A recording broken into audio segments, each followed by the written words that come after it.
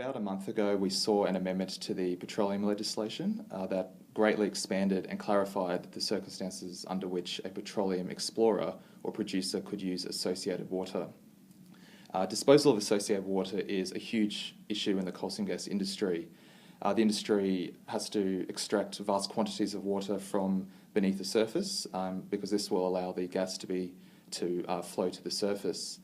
The legislation was quite limited in terms of how you could dispose of that water. There was generally only one of two ways you could use associated water. The first was that you could use it for another authorised activity for your tenement. So, for example, as drilling fluid to support drilling operations.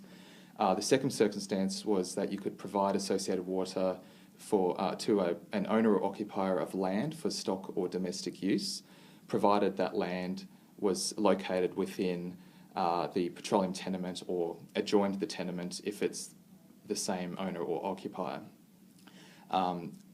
That position has now changed. So how has the position changed under the new amendments to the petroleum legislation?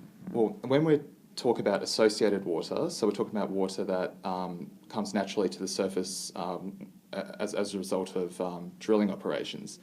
Proponents can now use that water for any purpose. So they can use it on tenure, they can use it off tenure, they can provide it to a landowner for any purpose, they can use it to irrigate crops, for example.